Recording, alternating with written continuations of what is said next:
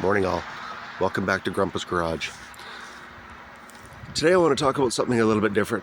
I've spent time now talking about my 86 Camaro rebuild and that project's going well. But today I want to talk about my daily driver and something that I know a number of people have been struggling with from what I've seen on YouTube videos. I've done a lot of research and I think I can help. So I drive a 2011 Chevy Camaro as my daily driver.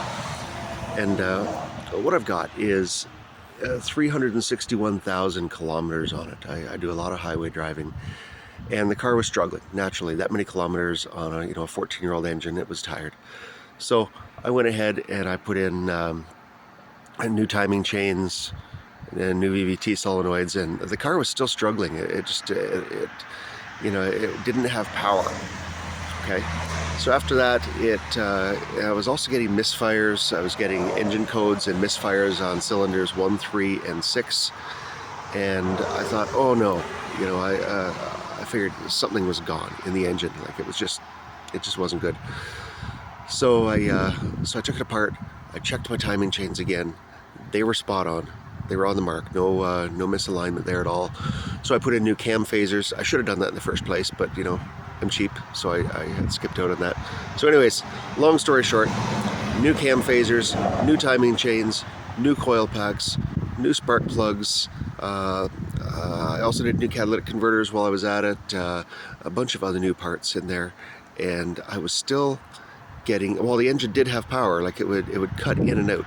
Sometimes it would run fine, and then it would start to sputter and misfire, especially as soon as I put it under any kind of load, accelerating, and I always had to drive down a gear to keep everything tight.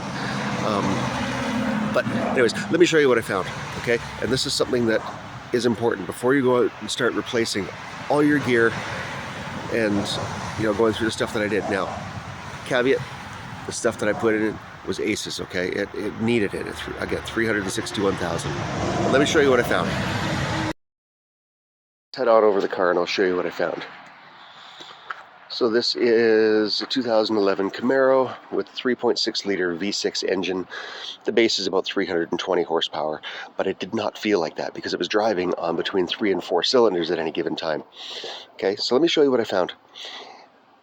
There are 2 sets of ground wires in your engine, and let me show you these. I got these gloves for Christmas one year. I got one for each hand, and they've got these little lights on them.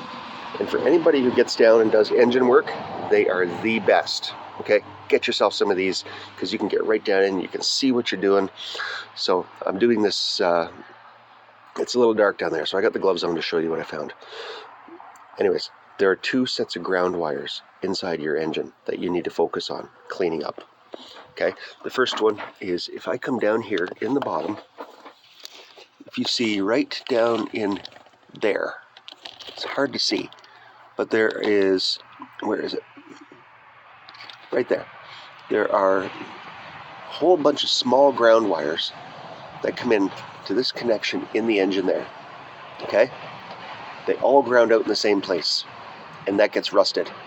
Remove that bolt from the frame, take a Dremel, clean it up, reattach it, make sure they are all connected, and put dielectric grease on it. Okay? Give that a good connection. But the other one is if we come back in here, there is a bunch of small wires. Oh, you can't see very well. Right there, you can see where my finger is. And there's 4 small ground wires. And those ground wires all ran into one connection right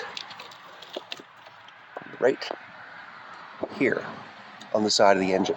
Okay, all 4 wires were into one connector on the side of the engine. And what I found is one of those wires had actually broken off and was hanging loose, and the other 4 were green. Okay, they were green from a bad ground or dirt or rust or something had got in there. So what I did is I took those and I traced them back, and those 4 wires are actually for your fuel injectors, your coils, your ignition system. Okay, so I ran them all into one connector and then ran a heavy-duty black ground over to that. Now what led me to this is that even though I had changed all the timing, like I said, the car was just running really rough. So when I checked the codes, I was getting misfires again on cylinders 1, 3, and 6, and occasionally 5. But there was another code in there, and I can't remember what the number was, but the code, the description was low voltage to the ignition system. Okay, I checked the battery. The battery was fine. I checked all the grounds, the wiring at the battery. That was fine. I pulled out the subwoofer that I had in there because I thought maybe I had screwed up the wiring in there somehow. I checked the alternator, I checked the fuses, I checked everything. Everything was fine. So I started tracing and checking all my grounds, and that's when I found it. Okay, there was that ground. That is the ground location, even though it's not documented anywhere that I could find. I don't know, I couldn't find anything. But I finally traced the grounds for the ignition coils and the like the fuel injectors and stuff, and that was it. And I got to tell you, 361,000 kilometers, the car now drives rock solid, smooth, and it feels better than it has in years. I don't know how long the thing was going bad, but between the timing and the fixing up the wiring, it's a lot of fun now. All right, thanks. Take care, and if this helps any of you guys, give me a thumbs up. Let me know, please. Okay? Take care. All the best, and rock on.